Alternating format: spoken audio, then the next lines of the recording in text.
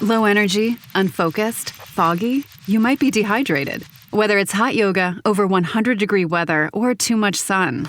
Gatorlight, with a specialized blend of 5 electrolytes, was scientifically designed to help move fluids into the body faster for rapid rehydration. Shop now at retailers nationwide. Gatorlight hydrates faster than water. Is it in you? Symptoms noted are signs of mild to moderate dehydration. Consult a healthcare professional if symptoms persist. This message is brought to you by Apple Card. Shave ice by the beach.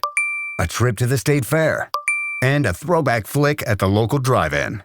They're more than just items to check off the summer bucket list. They're also opportunities to earn 2% daily cash back when you use your Apple Card with Apple Pay. Apply for Apple Card now and use in minutes with Apple Pay. Subject to credit approval. Apple Card is issued by Goldman Sachs Bank USA, Salt Lake City branch. Terms and more at applecard.com. Thumbtack presents Tile Trouble. Every single time I use my sink, I make eye contact with the uneven grout on my kitchen backsplash. The crooked corners eye me, and I'm haunted by more tiling questions than I thought possible. What kind of pro can fix a backsplash? Can I replace one cracked tile, or should I replace them all? What if I just use Thumbtack? I can hire top-rated pros, read reviews, and compare prices with a tap, all on the app. Thumbtack knows homes. Download the app today. From the Fifth Quarter Studios in Madison, Wisconsin, you're listening to Coach Unplugged. And now, your host, Steve Collins. Hey, everybody. Welcome to Coach Unplugged. I'm so happy you decided to join us today. Before we jump into the podcast, I'd like to give a big shout out to our 2 sponsors. First of all, Dr. Dish, the #1 shooting machine on the market. We own 3 of them, and I can tell you personally, even before they became sponsors, their customer service is second to none. Every time I've had any issues with any of my machines, going back to the way old ones, they've always taken really good care of me. Also, go over and check out teachhoops.com. Oh, and mention us, and they'll give you $450 off. Mention Coach Collins or Coach Unplugged, they'll give you $450 off. Also, go over and check out teachhoops.com for coaches who want to get better. We always tell our players that they should be working on their craft. I challenge you to work on your craft. Come over, join a community of like-minded coaches who want to make this game better. It's the reason I started Teach Hoops, is to help pay the bills for all these podcasts, but even more importantly, to give back to this great game that has given me so much, and to set up a roadmap for you to be successful, not only on the court, but off the court. And we offer a 14-day free trial. So come over and kick the tires around, see if you like it. And let's head off the podcast. All right, Coach, do you have a favorite drill or something to do at practice that would be beneficial for the listeners? Yes, I have a couple, but I think one that I really like a lot, we call it 4v3 shooting. And so, we have guys kind of in the corners and then guys in the slot area. That's what we call them. And then we have 3 defenders that are starting to paint. And the 3 defenders will start with the ball. They'll throw it to anybody on the perimeter and they'll close out. And so it's really a shooting game. But on the catch, we're looking to shoot it. If we don't have a shot, we're looking to drive it to find the next pass. Or we're looking to pass on a one more. And so I like it for a lot of reasons, because we get a lot of different things done. Offensively, it's shooting, obviously. It's driving and kicking to throw on-time, on-target passes.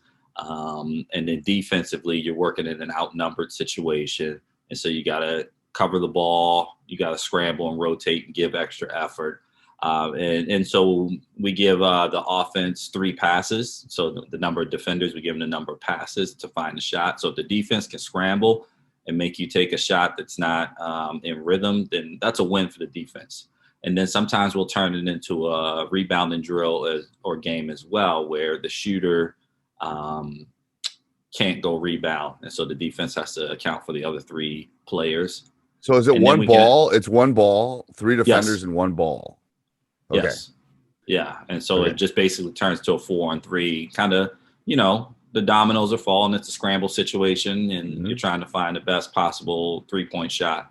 And then the other thing we can do at times with that is we'll add some constraints, or we'll add some loads to it, where we'll say, all right, off the drive, your pass has to be one-handed.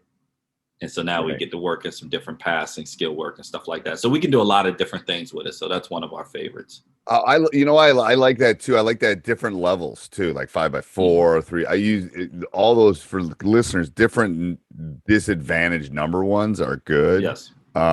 Especially early when they're not talking and they're not like, it's hard to do that drill without any communication. Is my guess. Right. You're working your closeouts. I mean, just a lot of things. What's your feeling on closeouts? How do you teach closeouts? It could be its own podcast. It could be its own podcast. I get it. It could be. Again, when we came up, it was, the 2 big sprint steps and then all the little choppy steps. Yeah. And I mean, just the game has evolved and players have changed. And so I try not to overcoach it. It's more about what we're trying to accomplish. But a lot of ways, it's just like, get there and stop. Like, we don't want them to take a catch and shoot rhythm 3. So we have different kind of angles of where we want to send them. Usually it's to their weak hand. But outside of that, I don't overcoach it. I don't either. I say just don't let them do it. This is what I don't let them shoot it where they catch it. Right. I don't care what you do. Just don't let them shoot that 3. Run them off the line so we can do something. I don't, and I'll give a 2-minute, like, I don't care how you do it. Like, if you need bottle rockets, bring bottle rockets. I don't care, but because every kid's there's a little bit of a nuance to every kid is different. Yes, I think the run double little choppy, that doesn't work anymore. But yeah, I think the evolution of it, because it's like, and then eventually I at least me, I figure out, well, this kid does this and this kid does this, so I can help them then. And it's tough. I think it's a mind shift for the kids because, they watch all these highlights on YouTube where guys are getting broken down off the dribble. And so they don't want to get beat off the dribble and have the crowd go, ooh, or anything like that. So they're stopping short. And where I'm looking at it, like, rhythm 3s are what beat us, and so I had to show the kids. Rhythm 3s. Yes. And so even if that guy has to and we're talking high school kids, that guy has to put the ball on the floor one time, the shooting percentage goes down. And Unbelievable. So we'll play the numbers. The numbers. Yep. And I don't know if you've seen this too, and a little bit for listeners is, if you can shoot a 12-footer to 15-footer, it's open all the time. Yeah. All the time. Like, people are trying to get to the rack and they're trying to shoot 3s. And I said, so I've got a couple players that 12 to 15-footer is like a layup. It's like, shoot that all day because it's going to be open. Yeah. It's like, is it ideally, because I'm a stats teacher, is it ideal? No, but if it's what's open in the game right now. Right. So work on what people, eventually they're going to take that away somehow, but it's open, at least in ours, like the higher level in ours, it's open because they're running them off the 3 and they're attacking the rim. Yeah. And I mean, and you're right. And that's what I tell defensively. I tell my guys, like, that's the shot we're going to live with. And if we're going to lose because of, that, I mean, we'll try to make some adjustments, but that's what I'm willing to lose with. And, but cause I just know, and I'll ask my guys, how many of you work on that? And they all just kind of look, and I'm like, exactly. So if we go against that one kid that can do that and everything else, then we're probably going to lose anyway. Yeah, probably. All right. Thank you. All right, Coach, do you have a specific thing in practice or a drill that you do in practice that you'd want to share with the audience? Yeah. So it's how I start every day of practice since I've been a head coach. So going back to 2014, we call it 4-minute shooting. It's a good little, just getting nice shots up. So there's 2 lines at the block, or at each block, 1 line at each block, 3 basketballs we start on the right block. You can start at either block. 3 basketballs. You're just getting nice, easy bank jump shots from the block. And the opposite line is rebounding. So you shoot, you go to the other end of the rebounding line, you get the rebound, you pass to the next guy who doesn't have a ball, you go to the end of the shooting line. We're shooting with a lot of pace because we have a goal number in mind. So you do a minute at the right block. At the next minute mark, you go to the left block. And then after 2 minutes is done, you go back to the left elbow. And the rebounding line goes back to the left elbow. You get jump shots from the left elbow. After another minute, you're going to the right elbow, get jump shots from the right elbow. So it's 4 minutes of shooting, The goal, again, it's varsity level, so adjust it to, if you're a youth coach, obviously drop that number down. If you're a college coach, like in college, we ran this at 115. I started the year at 100 with our guys, and by the end of the year, we got up to about 110. So our goal is usually about 110 in the 4 minutes. Again, so you want to have pace to those jump shots to really get a lot up, but you want to make sure they're good form jump shots. But it starts the day. Get some jump shots to start the day, and then we don't continue on with practice until we hit our goal. So if we get 108 and our goal is 110, we do it again, just because we want to start the day off with some success. So we're not going to do it until we win the drill, quote unquote. And why do you do those shots? Just because they're nice, easy warm-ups. Obviously, as you know, the day and age now where everyone grabs a ball and they just go to the 3-point line. So start the practice off. Just get them nice and easy. Get your form shooting in. Keep your form from the block. Keep your form from the elbow.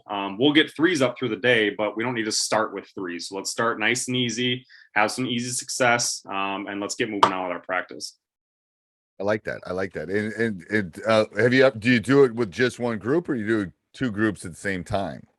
We do it with just one. Now I've done it in camps before where I've got 50 kids, and then you can break it up to 2 or 3.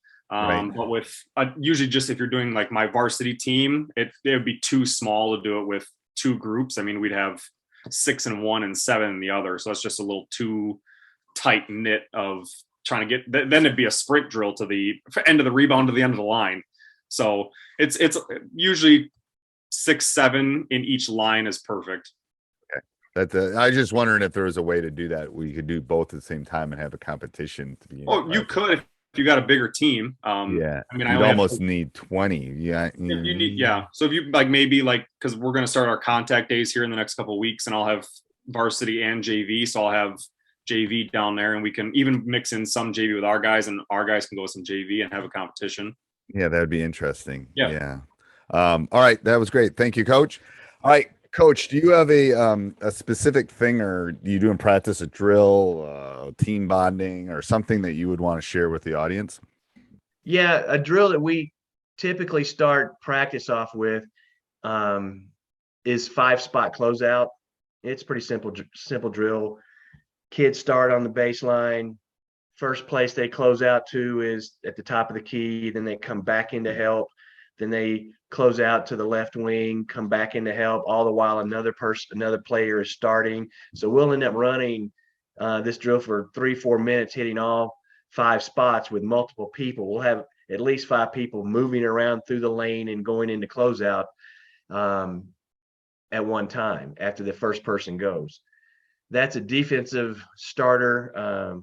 Offensive starter, we have started to implement the Grinnell type system. So we want to get up the floor, shoot threes, hit the trailer, that type of thing. So we'll start with a post player with a basketball. We'll have, and that person is responsible for bouncing off the backboard, grabbing the rebound, hitting. The guards are on the right wing. The point guards are on the right wing. They're sliding through. They're making a banana cut to receive the pass from the post. The post then sprints the lane to be the first person down the court if she can be. We have a third line that is streaking down their sideline to get into the shooting corner.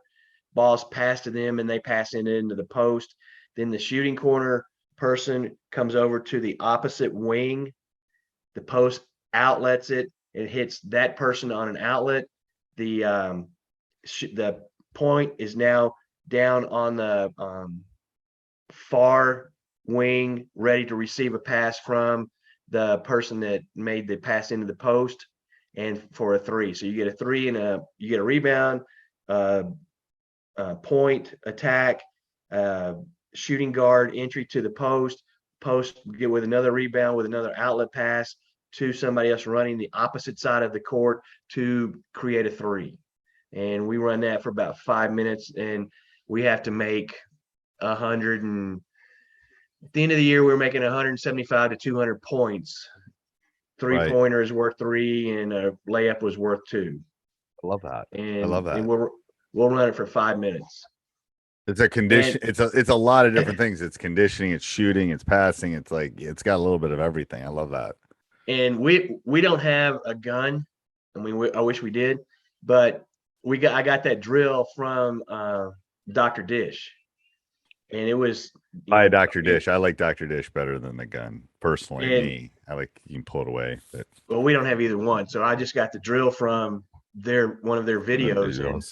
And that kicks the ball out for them. So you don't have you have a post person there that has to run the floor. But with us not having a gun or shooting machine, they just have to off the backboard, rebound it, which is teaching them to chin it, pass it out, that type of stuff. And it works. I mean, we shot a lot of threes this year. We had a couple of girls that 40 feet was well within their range. So I want to go back to the closeout one for a row. Do you specifically teach a type of close? This is always intrigues me because I don't know the answer to this question, but what's your theory on closing out? Let me just ask that question. We do it in the same drill in two ways. We short close and then complete close, or we'll long close, so that the girls that are doing the long close are the ones that are typically a little slower. They're not quite as quick. And, we play a pack line man, so we're maybe closing out right at the top of the 3-point line. On a short close, they're getting a little tighter. It may be our guards that are doing the short close so that they can get up into the grill of the person that they're defending. We try to push sideline baseline. There are times with a pack line, we want to funnel it back into the paint, which is odd. Most people don't want to do that, but that's where we can trap. We in going past the closing drill, when we run our shell drill, we don't leave the shooting corner. We are going to bring help from the backside guard, and we're not going to leave that either shooting corner open, because we've been burned on that a lot. I know you do get burned on that a lot. All right, well, that was great, Coach. Thank you. Okay, Coach. Do you have a drill of the day, a drill or something you do at practice? Let's put it that way, that you would want to share with everybody. So we do several things I really enjoy, and those kind of happen daily. But one of my favorite is what we call cutthroat, and I'm sure a lot of you coaches understand and have heard it and experienced it before. But for me personally, I love competition in practice, and we try to make as many things competitive as we can get. And so cutthroat is one of our favorite. Our players love it. I mean, we can do 2-on-2, 3-on-3, 4-on-4. Like, there's so many variations and constraints, and that's why I like it too. It's not a one size fits all. You can tweak it to what you want that day, whatever emphasis you want to put on, whether it's paint touches or offensive rebounds, whatever you want to, your spin you want to put on it. But again, I love it because it's competitive, and our players love it. I jump in there probably every time we go with it, and practice with them. And so yeah, it gets practice, high energy. We love that. And that's what we strive to do on a daily basis. I love cutthroat. First of all, love it. Okay, so I'm going to go off script here a little bit. So you just said cutthroat, but then you sent me a different one. What's the one you sent me? You sent me the Laker. Yeah, so we call it Laker drill, and we usually start practice with that. It's a transition drill, and again, you can add emphasis, constraints, number of players, but we usually do 3-on-3, and it's just a 4-court transition drill, and it's continuous. That's what I like too. I like continuous drills that there's no start, stop, reset. So anything we can get continuous, I'm all over it. And so yeah, it's a transition drill, and we I love those too. I love doing something that gets their flowing at the beginning of practice. It's like that's how we usually start. So I know, and we still do our fundamentals, but we usually actually start with that drill, and then we get fundamentals, the next 20-30 minutes, however long we have for that day. But just to get the sweat going, it's kind of a good warm up. It's fun, it's competitive, and just kind of start practice off the right way. That's usually how we start our practices.